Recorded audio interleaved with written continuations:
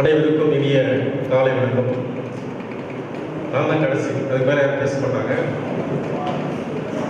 அதோட உங்களுக்கு இறுதியாக நன்றி சொல்றதுக்கு ஒரு வருவாங்க.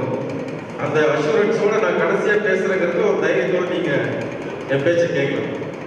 நானும் ஒரு சில மணி நேரம் சில மணித்துளிகளோட முடிச்சிருந்தேன். ஏன் இன்னைக்கு தமிழ் அந்த நாள் இன்னைக்கு நம்ம கொண்டாடுறோம், அதனுடைய முக்கியத்துவம். ரெண்டாவது, இவ்வளவு எல்லாரும் சேர்ந்து வந்திருக்கீங்க. என்ன நிகழ்ச்சிக்காக இன்னைக்கு நம்மளாம் சேர்ந்து வந்திருக்கோம், எதுக்காக இதை கொண்டாடுறோம் யாருக்காவது தெரியுமா? நேத்திய செய்தித்தாள் ஏதாவது பார்த்தீங்களா? நேத்திய செய்தித்தாள்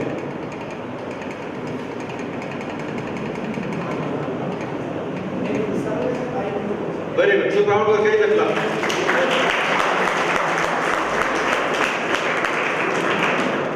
சர்வதேச தாய்மொழிகள் தினம். நம்ம எல்லாரும் பெருமையுடன் இவ்வளவு பேர் பேசியிருக்கிறாங்க.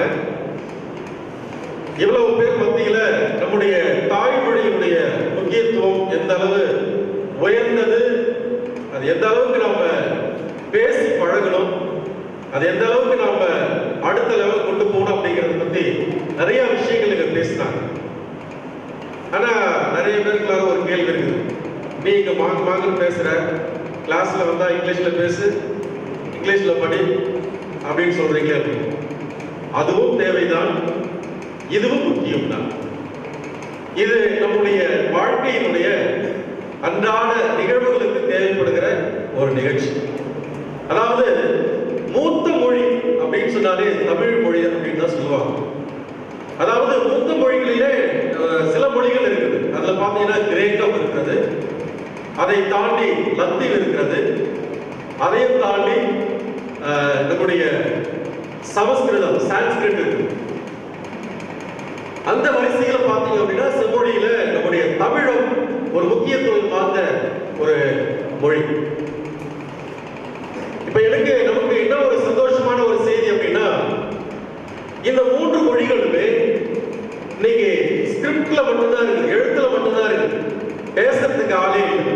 கிரேக்கமா இருந்தாலும் சரி, அதையும் தாண்டி நம்முடைய சமஸ்கிருதம், லத்தீன், இந்த மூன்று மொழிகளுமே ஸ்கிரிப்ட்ல மட்டும்தான் இருக்கு, எழுத்து வடிவம் தான் இருக்கிறது. யாரும் பேசுறதுக்கு ஆளே கிடையாது. ஆனா இதுக்கு எல்லாத்துக்கும் மூத்த மொழி தமிழ் மொழி. ஆனா இன்னைக்குமே பாத்தீங்க அப்படின்னா உலகம் இருக்கக்கூடிய எங்கெல்லாம் மனுஷங்கள் வாழ்வாங்களோ அது எல்லா இடத்துலயுமே இன்னைக்கு தமிழர்கள் இருக்கிறாங்க.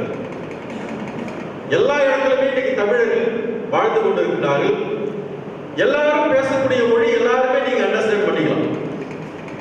இப்ப நீங்க கோயம்புத்தூர்ல பேசக்கூடிய தமிழ் எடுத்துக்கிட்டாலும் சரி, அல்லது நம்முடைய தமிழ்நாடு முழுவதும் எடுத்துக்கொண்ட மொழி, எடுத்துக்கொண்ட அந்த வட்டார மொழி எது எடுத்தாலும் பாத்தீங்க அப்படின்னா, இப்ப இங்க இருந்து நம்ம நாகர்கோவில் போறோம், திருநெல்வேலி போறோம், சென்னை போறோம், அது எக்ஸ்ட்ரீம் இங்க வரோம். ஆனா எல்லாருமே புரிந்து கொள்ளக்கூடிய ஒரு மொழி இந்த தமிழ் மொழி. அதுதான் ஒரு பெரிய ஒரு சந்தோஷமான ஒரு செய்தி.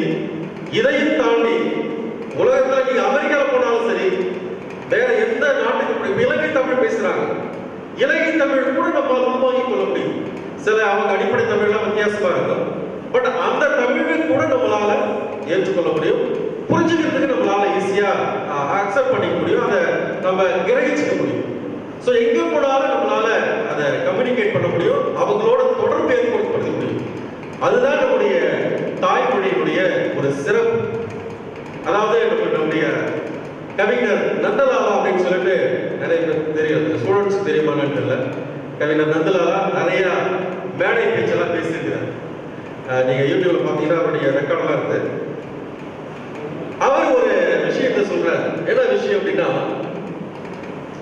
கிராமத்துல எல்லாம் பாத்தீங்க அப்படின்னு சொன்னாக்க, நீங்க நிறைய பேர் கிராமத்துல இருந்து வந்திருப்பீங்க. கிராமத்துல இருந்து பாத்தீங்க அப்படின்னு சொன்னாக்க, அங்க கம்யூனிகேஷன் தொடர்பு அப்படிங்கிறது பாத்தீங்கன்னா ஈஸியா உடனே நடந்துடும் அப்படின்னு சொன்னா, ஒரு வீட்டுல யாராவது உடம்பு சரியில்லைன்னா அப்படின்னு சொன்னா அந்த ஊர்ல இருக்க எல்லாத்துக்குமே அந்த விஷயம் தெரியும். அதே மாதிரி பாத்தீங்கன்னா யாருக்காவது ஒரு திருமணம் நடக்குது, இல்ல யாராவது ஓடி போயிட்டாங்க அப்படின்னா எல்லா விஷயமும் உடனே உட்காந்து பேசிக்குவாங்க. இது யார் பேசுறதுன்னு பார்த்தீங்கன்னா, அந்த ஊர்ல வந்து பார்த்தீங்க அப்படின்னா நிறைய பாட்டிகள்லாம் ஒன்றா உட்காந்துக்குவாங்க. கிராமத்தில் பார்க்கலாம், நீங்க வீட்டில் அப்படியே உட்காந்துட்டு இருப்பாங்க. உட்காந்துக்கிட்டு அவங்களுடைய அந்த பேசுற விதமே வித்தியாசமா இருக்கும். என்ன பண்ணுவாங்கன்னு பார்த்தீங்கன்னா, சுருக்கு பையிலேருந்து வெத்தலை எடுப்பாங்க. வெத்தலை எடுத்து அதை அழகா அப்படி கையெல்லாம் தொடங்க மாட்டாங்க, அப்படி இப்படி அந்த சேரையில தொடச்சிக்குவாங்க. தொடச்சிட்டு அந்த சுண்ணாம்பு வந்து அப்படியே எடுத்து அப்படி தடவாங்க. இப்படி தடவி அந்த தடவுறதுக்கு முன்னாடியே 1000 விஷயம் பேசிடுவாங்க. என்ன 1000 விஷயம்? இவன் அவனோட வந்தான், இவன் இவனோட போனா, இந்த ஊர்ல எது நடந்தது, வாயில வைக்கிறதுக்கு நிறைய இவ்வளவு விஷயம் பேசிடுவாங்க. அதுக்கப்புறம் தான் அதை வச்சு வாயில பெண்ணு அதை பார்க்கறதுல ஒரு பெரிய ஒரு சுவாரஸ்யமா இருக்கு. அப்படி அவர் என்ன சொல்றாருன்னா, அப்படி அந்த பாட்டி எப்படி எல்லாம் உட்காந்து அதை தொடர்ந்து பேசுறாங்களோ, இன்னைக்கு அது மாதிரி உலகத்துல நாம வச்சிருக்கோம் பாருங்க கையில. என்னது என்ன வச்சிருக்கோம் கையில? என்ன வச்சிருக்கோம்? அதை ஒரு வெற்றிலே நினைச்சுங்க. அது ஒரு வெத்தலை. அந்த வெத்தலை மாதிரி இன்னைக்கு நாம என்ன பண்றோம்? தடவி தடவி எல்லா விஷயத்தையும் கத்துக்கிறோம், அறிஞ்சுக்கிறோம், பேசுகிறோம். இதெல்லாம் வந்து நம்மளுடைய கம்யூனிகேஷன்ல, அதாவது இன்டர்நெட் வர்றதுக்கு முன்னாடியே இதை வந்து நம்மளுடைய கம்யூனிகேஷன்ல வந்து ஒரு முக்கியமான நீங்க படிச்சிருப்பீங்க. மார்ஷல் மெக்லுவன் அப்படிங்கிறவரு கண்டுபிடிச்சு பண்ண. அதாவது இன்டர்நெட் நம்ம கிடையாது, ஆனா அது வர்றதுக்கு முன்னாடியே குளோபல் வில்லேஜ் அப்படிங்கிற ஒரு கான்செப்டை 60லயே அவர் உருவாக்கிட்டார். குளோபல் வில்லேஜ் அப்படிங்கிறது, உலகம் அப்படிங்கிறது ஒரு கிராமம் அப்படிங்கிற ஒரு கான்செப்டை எப்படி அவர் நினைச்சு சொன்னாருன்னு நீங்க தெரியல. அமெரிக்காவில் இப்ப நடக்குது அப்படின்னா அடுத்த நிமிஷம் நமக்கு வாட்ஸ்அப்ல வந்துருது, நியூஸ்ல வந்துருது, இன்ஸ்டாகிராம்ல வந்துருது, பேஸ்புக்ல வந்துருது. இன்னைக்கு எதுவுமே ஒளிவு மறைவு கிடையாது, எதுவுமே வந்து சாதாரண விஷயம் கிடையாது.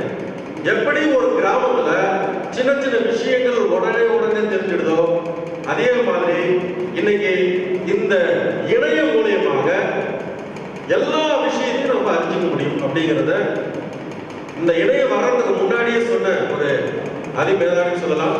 அதையும் கூட ஒரு முன்னறிவிப்பாளராக அது சொன்னவர் வந்து மார்ஷல் மெக்லுவன். நீங்க ஸ்டடியில படிச்சிருப்பீங்க. சோ இந்த இணையம் வந்ததுக்கு அப்புறம் முதல்ல பாத்தீங்க அப்படின்னா, கம்ப்யூட்டர் வந்ததுக்கு அப்புறம் பாத்தீங்கன்னா அதை இங்கிலீஷ்ல தான் டைப் பண்ணாங்க, டாட்ஸ் கமாண்ட்ல பண்ணாங்க. அப்ப தமிழ்லாம் இதுக்குள்ளார சேர்க்க முடியுமா, பேச முடியுமா அப்படியெல்லாம் பேசிட்டு இருந்தாங்க. அதையெல்லாம் தாண்டி இன்னைக்கு இணைய வழியில பாத்தீங்க அப்படின்னு சொன்னா எல்லாருக்குமே இன்னைக்கு தமிழ் என்பது ஒரு ஆதிக்கம் நிறைந்த ஒரு இடத்துல இருக்கு.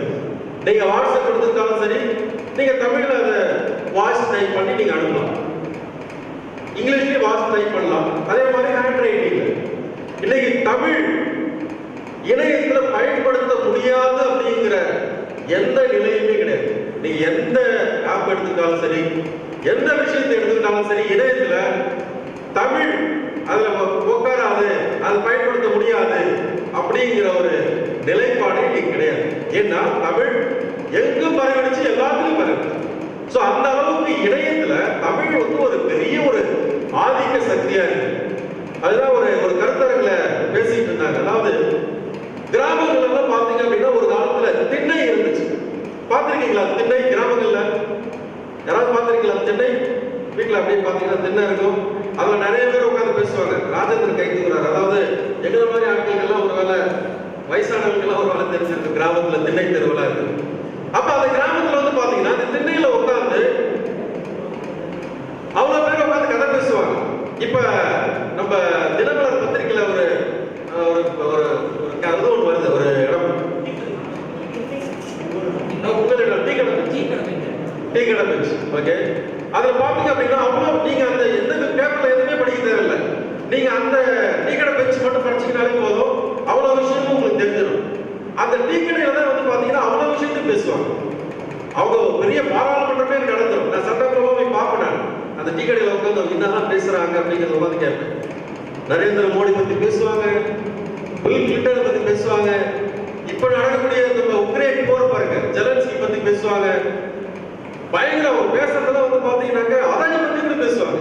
பாத்தீங்கன்னா ஒரு டீ குடிச்சுட்டே வந்து ஒரு 3 மாசத்துக்கு முன்னாடி நான் ஊருக்கு போயிருந்தேன் விழுப்புரத்துக்கே நான் பஸ் சீக்கிரமா போயிடுச்சு, ஒரு 4 மணிக்கெல்லாம் போயிடுச்சு. என்னுடைய பழக்கம் என்னன்னா சீக்கிரமா போனா வீட்டுல யாரும் டிஸ்டர்ப் பண்ண மாட்டேன். அவங்க எழுந்திருக்கிறதுல எங்கேயாவது பேக் ஒரு இடத்துல அவங்க வீட்டுல போட்டுட்டு அப்படியே நடந்துகிட்டே இருப்பேன். அப்ப காலையில ஒரு கடைக்கு போயிருந்தப்ப அப்பதான் இந்த இந்திக்காரங்க பேசுறவங்க நிறைய நம்ம மாநிலத்துக்கு வர்றதை பத்தி நிறைய பத்திரிகைகள் எல்லாம் பேசியிருந்தாங்க, நிறைய வந்து. அப்ப அந்த டீ கடையில நானு ஒரு இன்டீரியர் பிளேஸ் நடந்து போன ஒரு இடத்துல டீ கடை இருந்து அங்க வந்து பேசிட்டு இருந்தோம். அப்ப பாத்தீங்க அப்படின்னா நான் ஒரு நாள் உட்காந்துருக்கேன், நான் பேண்ட் ஷர்ட் ஷூ எல்லாம் போட்டிருந்தேன். அவங்க பெரிய படிச்சவனா இருப்போம் போல அப்படின்னு சொல்லி நினைச்சிருப்பாங்க. மீதி 2 பேரு, ஒருத்தர் மீன் கடை அப்பதான் கொண்டு வந்து வச்சிருக்காரு, ஏன்னா அவர் டைம் பார்த்துட்டு இருக்காரு போறதுக்காக. இன்னொருத்தர் ஒரு தாத்தா. அவர் இவங்க 3 பேரும் பேசுற பேச்சு என்னன்னு சொன்னா, இந்திக்கார பசங்க எல்லாம் இங்க நிறைய வராங்க, இவங்களை திரும்ப எப்படி நாம அனுப்புறது, இதை மோடி எப்படி இங்க கொண்டு வராரு, அடுத்தது இதை பத்தி ஏறக்குறைய ஒரு 1/2 மணி நேரம் பயங்கர சுவாரஸ்யமா கேட்டுட்டாரு. என்னெல்லாம் பேசுறாங்க அவங்க, அவ்வளோ விஷயம் தான் அந்த இடத்துல பேசிட்டு இருந்தாங்க. இப்ப நான் திண்ணைக்காக வரேன். திண்ணையிலும் பாத்தீங்க அப்படின்னா இந்த இவ்வளவு பேர் உட்காந்து பேசி முடிச்சதுக்கு அப்புறம் அவங்களுக்குள்ளார ஒரு சொல்யூஷன் வருவாங்க, பெரிய ஒரு நடக்கும். அதே மாதிரி இன்னைக்கு இணையத்துல வந்து பாத்தீங்கன்னா திண்ணை.comனு ஒண்ணு இருக்குது. தயவுசெய்து டைம் கிடைச்சது பாருங்கல்ல, அன்றாட நிகழ்வுகள் இது எல்லாத்தையுமே தமிழ்ல நீங்க அப்டேட் பண்ணிக்கிட்டே இருக்கிறாங்க திண்ணை. அதே மாதிரி வந்து பாத்தீங்கன்னா இன்னொரு வெப்சைட் இருக்குது. நம்ம அதாவது இந்த கொங்கு மண்டலத்துக்கே உரித்தானது ஒண்ணு என்னன்னு பாத்தீங்க அப்படின்னா சொம்பு அவங்க வந்து பேசுறது, ஓகே, மார்த்தடியில் உட்காந்து பேசுறது, மார்த்தடியில் உட்காந்து பேசுறது, அங்கதான் எல்லா விஷயத்தையும் பேசுவாங்க, நிறைய பஞ்சாயத்துலாம் அங்கதான் நடக்கும். ஓகே, அதே மாதிரி மரத்தடி.comனு ஒண்ணு இருக்கு, அதுல போய் பாருங்க நிறைய விஷயங்கள் இருக்கு. ஸோ இதெல்லாம் சின்ன உதாரணங்கள் தான். ஸோ இது மாதிரி இன்னைக்கு வந்து நம்முடைய இணையம் அப்படின்னு பாத்தீங்க அப்படின்னா அதுல முக்கியமாக நம்முடைய ஃபேஸ்புக், அதே மாதிரி நம்முடைய வாட்ஸ்அப், இன்ஸ்டாகிராம், இதெல்லாம் இன்ஸ்டாகிராம் நிறைய இன்னும் நிறைய தமிழ் நிறைய நீங்க பாத்தீங்க அப்படின்னா நீங்க நிறைய ப்ரோமோட் பண்ணிக்கிட்டே இருக்காங்க. தமிழ் நம்ம இந்த அளவு பார்க்கணும் போகணும், அந்த அளவுக்கு இன்னைக்கு தமிழ் வந்து ஒரு பெரிய ஒரு வளர்ச்சி அடைந்திருக்கிறது அப்படின்னு சொன்னா அது இணையம் மூலமாக தான். நீங்க தமிழ் விக்கிபீடியா அப்படிங்கிறது வந்து நீங்க அப்டேட் பண்ணிக்கிட்டே இருக்கிறாங்க. நிறைய டிரான்ஸ்லேஷன்ஸ் எல்லாம் போயிட்டு இருக்குது. நிறைய புத்தகத்தை வந்து மொழிபெயர்ப்பு செய்து அதுல பண்றாங்க. நிறைய ஆங்கில புத்தகங்கள், பல்வேறு விதமான அயல் நாட்டு மொழியினுடைய புத்தகங்கள் எல்லாமே தமிழ்ல மொழி மாற்றம் செய்து அதில் பதிவேற்றப்படுகிறது. அதனால இன்னைக்கு இந்த அதாவது வெள்ளை வெத்தலை பச்சை வெத்தலைன்னு சொல்லுவாங்க, ஆனா இன்னைக்கு நமக்கு கண்ணாடி வெத்தலை இருக்கு. இந்த கண்ணாடி வெத்தலை மூலமாக இன்னைக்கு உலகத்தை நம்ம நல்லா படிச்சுக்கலாம், தமிழையும் கத்துக்கலாம். தமிழ் வாழ்க, தமிழ் வாழ்க. நன்றி.